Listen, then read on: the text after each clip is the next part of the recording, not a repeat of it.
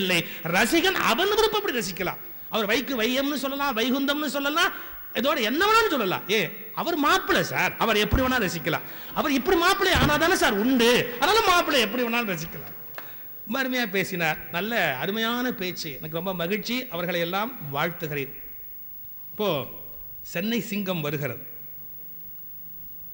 ரொம்ப ஆற்றலான பேச்சாளர், அருமையான எழுத்தாளர், சிறந்த சிந்தனையாளர், பெரிய இலக்கிய பட்டாளத்தை, லட்சியமுடைய இளைஞர்களை, ஒரு தேசப்பற்று, இலக்கியப்பற்று, ஆன்மீக உணர்வு, மதம் கடந்த ஆன்மீக உணர்வு, இவற்றோடு கூடிய நல்ல இளைஞர்களை உருவாக்கி கொண்டிருக்கிற ஒரு சிறந்த தளபதி, ஆற்றல் வாய்ந்தவர் அருமை தம்பி ராமலிங்கம் அவர்கள். இலக்கிய சுடர், சொல் ஒக்கும் கடிய வேக சுடுசரம் என்பதை பற்றி உரையாற்ற வருகிறார். உங்கள் சார்பில் அவரை அன்போடு அழைக்கிறேன். கவிதறி அரங்கத்தினுடைய தலைவர் சொல்வேந்தர் அவர்களே, மேடையிலே வீற்றிருக்கக்கூடிய அறிஞர் பெருமக்களே, பேரன்பு கொண்டோரே, பெரியோரே, பெற்ற தாய்மாரே, நல்லிளம் சிங்கங்கள், வணக்கம். நேற்று காலை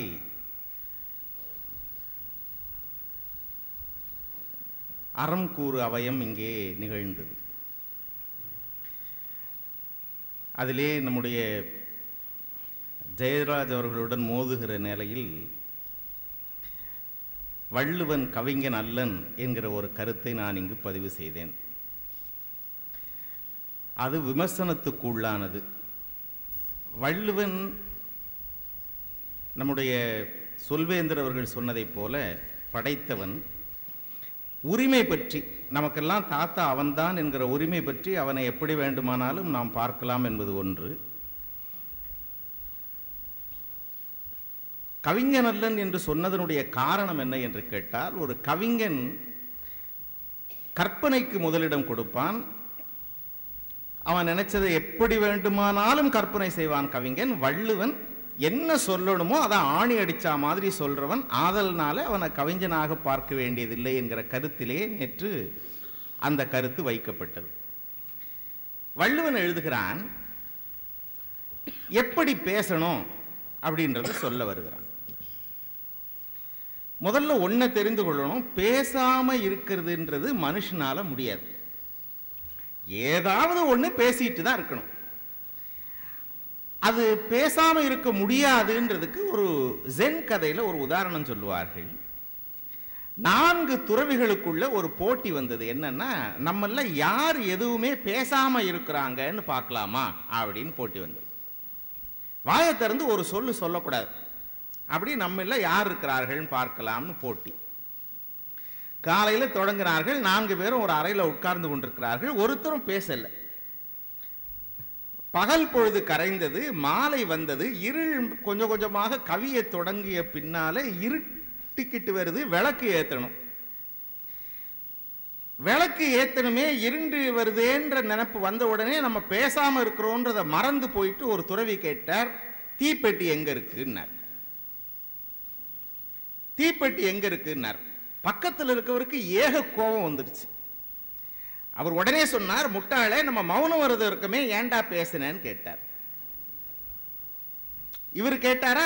4வது இருக்கவர் சொன்னார், ரொம்ப மகிழ்ச்சி, நான் ஒருத்தன் தான் பேசல, நான் தான் ஜெயிச்சிட்டேன்னார்.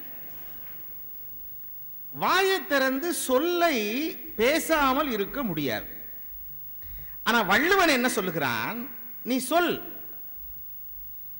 ஆனால் எப்படி சொல்ல வேண்டும் தெரியுமா? சொல்லுக சொல்லை,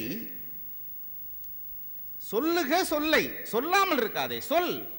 ஆனால் சொல்லுக சொல்லை, பிரிதோர் சொல் அச்சொல்லை வெல்லும் சொல் இன்மை அறிந்து. நீ ஒரு சொல்லை சொல்லலாம், ஆனால் நீ சொல்லக்கூடிய சொல் எப்படி இருக்கணும்னு சொன்னால், நீங்க இப்படி சொன்னதுக்கு பதிலாக இப்படி சொல்லி இருக்கலாமேங்க அப்படின்னு ஒருத்தர் சொல்லிடக்கூடாது.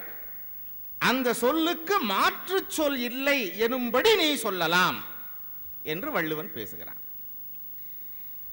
ஏன்னா நம்மில் பல பேருக்கு எங்க எப்படி பேசுறதுன்னே தெரியறதில்லை. சில பேர் பேச ஆரம்பிச்சாலே நாசமா போச்சு இப்படிதான் ஆரம்பிப்பான். வார்த்தையே எங்கேயாவது கல்யாண வீட்டில் உட்கார்ந்து இருந்தா கூட என்னடா இன்னும் தாலி கட்ட மாட்டான், பெரிய இழவா போச்சு, சீக்கிரம் போலான்னு பார்த்தா அப்படின்னு அவன் அறியாம உண்மை வருது. மாப்பிள்ளை பொண்ணு உட்கார்றதுக்கு ஊஞ்சலை எடுத்து போடுனா ஊஞ்சல் என்ன புணங்கான கணக்குதுன்னு வாங்க, தெரியறது இல்லை. வள்ளுவன் என்ன பேசுகிறான், சொல்லுக சொல்லை பிரிதோர் சொல் அச்சொல்லை வெல்லும் சொல் இன்மை அறிந்து.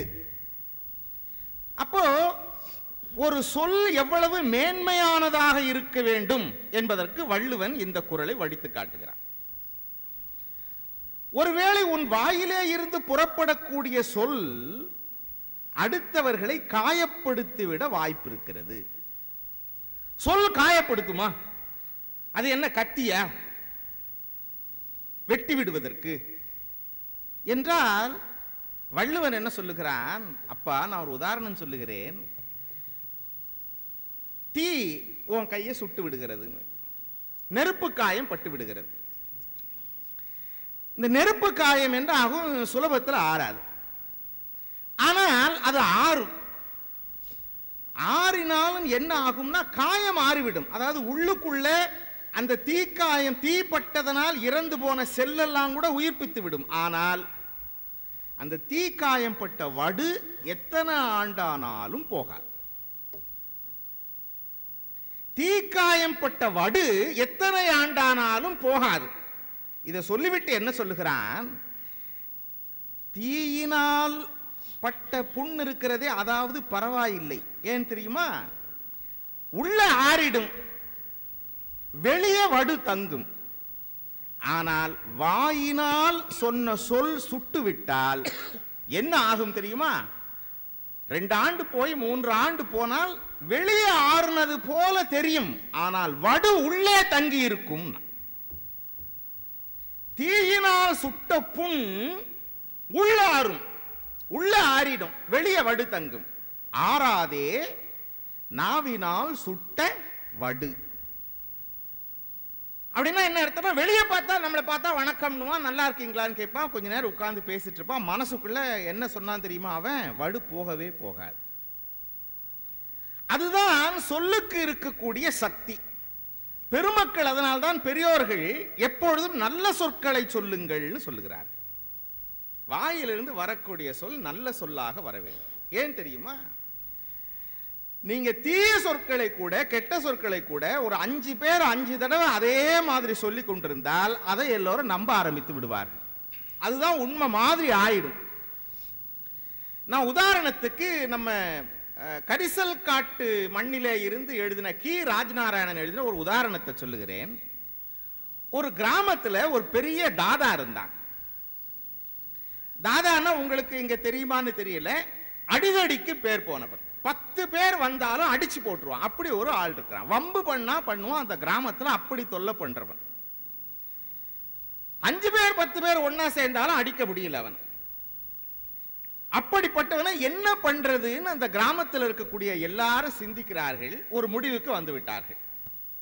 அதன்படி என்ன நடக்கிறது, ஒரு நாள் காலையில் இவன் நல்லா குளிச்சு முடிச்சுட்டு அந்த நல்ல உடை எல்லாம் பண்ணி கொண்டு அந்த ஒரு தெரு வழியாக நடந்து வருகிறான். தன்னந்தனியாக காட்டு வழி பாதை மாதிரின்னு வைங்க நடந்து வர்றான். ஒரு மரத்துக்கு பின்னால் இருந்து ஒருத்தன் வந்தான். அண்ணாச்சி வணக்கம்னா. வணக்கம்ல நறுவர். அண்ணாச்சி பொதுவாக சிங்கம் மாதிரி நடந்து போவியல, இன்னைக்கு என்ன சோந்தாப்புல போறீங்கன்னு கேட்டான். அதெல்லாம் ஒன்றும் இல்லை போல அப்படின்ட்டு அவன் நடந்தான். ஒரு 10-15 அடி போயிருப்பான். அந்த மரத்துக்கு பின்னால் இருந்து இன்னொருத்த வந்தான்.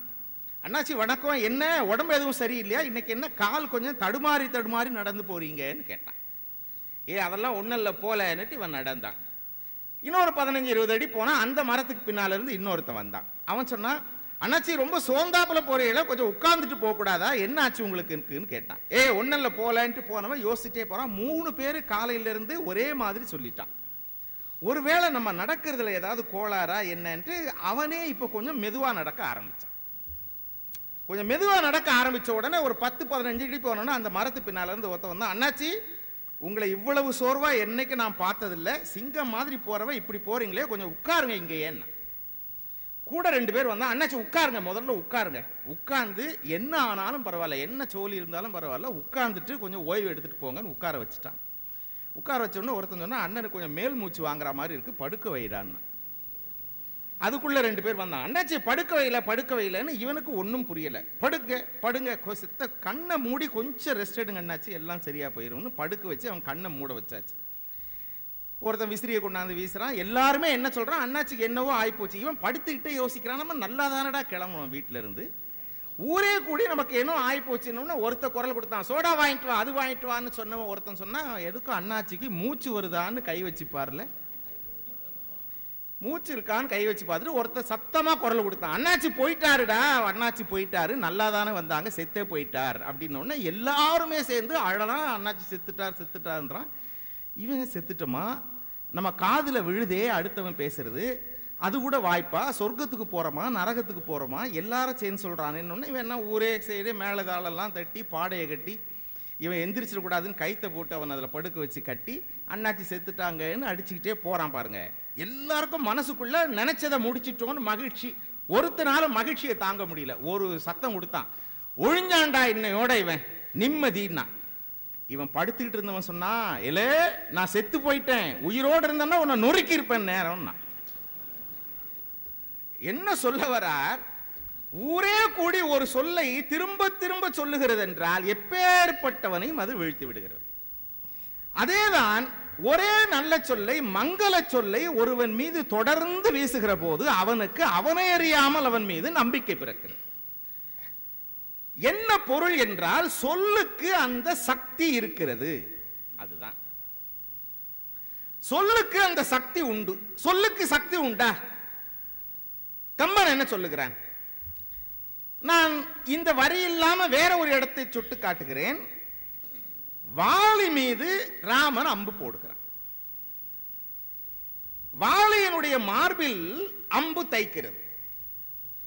அந்த மார்பில் அம்பு தைத்த உடனே என்ன நடந்ததா கம்பன் எழுதுகிறான், கார்வன் வார்சுவை கதலியின் கனியினை கழிய சேரும் ஊசியின் சென்றது நின்றது என் செப்ப. என்ன சொல்லுகிறான், வாழைப்பழத்திற்குள்ளே ஊசி நுழைவதை போல வாலியின் மார்பிலே ராமனுடைய அம்பு நுழைந்து நின்று விட்டது என்று பேசுகிறான். எதற்காக? 2 செய்தி அதிலே தெரிகிறது. ஒன்று, ராமனுடைய அம்புக்கு இயல்பு என்ன என்றால், எந்த மார்பை துளைத்தாலும் அப்புறம் கழன்று போய் புனித நீராடி மீண்டும் அம்பரா துணியிலே வந்து அமர்ந்து கொள்ளும். ஆனால் வாலியின் மார்பிலே நுழைந்த அந்த கணத்துல என்னாச்சுன்னா, வாழைப்பழத்துக்குள்ள ஊசி போற மாதிரி போய் அப்படி நின்னுருச்சு. நின்ன கீழே விழுறான் வாலி. விழுந்தவன் ஒரு அம்பு தன்னுடைய மார்பில நுழைஞ்சிருச்சுன்ற அளவுக்கு தெரியுதே தவிர யார் எதிர்ப்பார்கள் என்பது அவனுக்கு புரியல. கீழே விழுந்தான் பாருங்க. அவன் யோசிக்கிறான், யாருக்கு இந்த ஆற்றல் உண்டு? என் மார்பில் நுழையக்கூடிய அளவுக்கு ஒரு அம்பினை போடக்கூடிய ஆற்றல் யாருக்கு உண்டு? அந்த இறைவன் செய்திருப்பானா, இவன் செய்திருப்பானா, அவன் செய்திருப்பானான்னு நினைச்சிட்டு இருக்கிறப்ப அவன் நினைத்த ஒரு வரி என்ன என்றால், கம்பன் எழுதுகிறான், வில்லினால் துறப்ப அரிது இவ்வெஞ்சரம். இந்த அம்பை ஒரு வில்லிலிருந்து யாரும் போட்டே இருக்க முடியாது. அப்ப யார்தான் போட்டிருப்பார் என்றால் என்ன நடந்திருக்கும் என்றால், சொல்லினால் நெடு முனிவரோ தூண்டினார் என்னும். யாரோ முனிவர் சொன்ன சொல்லால் இது நிகழ்ந்தது என்று நினைக்கிறான். அப்ப என்ன நினைக்கிறான், ஒரு வில்லிலே இருந்து யாரும் எய்ய முடியாத அம்பை கூட முனிவர் சொல் தைத்து விடும். ஒரு அம்பை விட வேகமாக சொல் தைக்கும். இது வாலி இடத்திலே சொல்லுகிறான். இந்த வரி இருக்கிறது, இது தாடகையின் முன்னால் ராமன் நின்று அம்பு போடக்கூடிய இடம். தாடகன் இருக்கிறாள். தாடகை மேல அம்பு போடலாமான்னு ஒரு சின்ன எண்ணம் ராமனுக்கு வருகிறது. அவன் ஒன்னும் பேசல, வில்லை எடுக்கிறான். தாடக மேல அம்பு போடலாமான்னு ஒரு சின்ன நினைப்பு வந்த உடனே பக்கத்தில் இருக்கக்கூடிய முனிவன் அதை புரிந்து கொள்கிறான். அவன் அவன் ஏன் போடலையா ராமன்? கம்பன் எழுதுகிறான், பெண் என மனத்திடை பெருந்தகை நினைந்தான். 1000 இருக்கட்டும்பா, அவள் ஒரு பெண், அவள் மார்பில் தைக்க வேண்டும் என்று நாம் வில்லிலே இருந்து அம்பு துறக்கலாமான்னு நினைச்சிட்டு ராமன் ஒரு நொடி நிற்கிறான். உடனே இவன் சொல்லுகிறான், முனிவன் சொல்லுகிறான், தீது என்று உள்ளவை யாவையும் செய்தவள். அவள் சாதாரணமானவள் அல்ல. இது தீமை அப்படின்னு ஒண்ணு நீ நினைக்கிறியா, அதை அவள் செய்திருப்பா.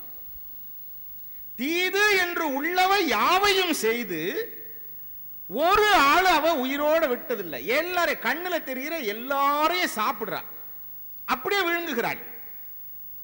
அப்படி சொல்லும் போதே விஸ்வாமித்திரருக்கு ஒண்ணு தோணுகிறது. ராமனுக்கு தோணதா, எல்லாரையும் சாப்பிட்டுட்டான்னா ஒன்ன மட்டும் ஏன் உயிரோட விட்டு வச்சிருக்கா அப்படின்ற நினைப்பு வரும்ன்ற மாதிரி நினைச்சு விஸ்வாமித்திரர் என்ன சொல்றான், என்ன ஏன் தெரியுமா சாப்பிடல, சாப்பிடுறதுக்கு என் உடம்புல எதுவுமே இல்லைன்னு விட்டுட்டான். வெறும் எலும்பும் தோலுமா இருக்கிறானே, இவனை என்ன பண்றது? கோது இலை என என்னை எல்லாம் அவள் உண்டிலள்.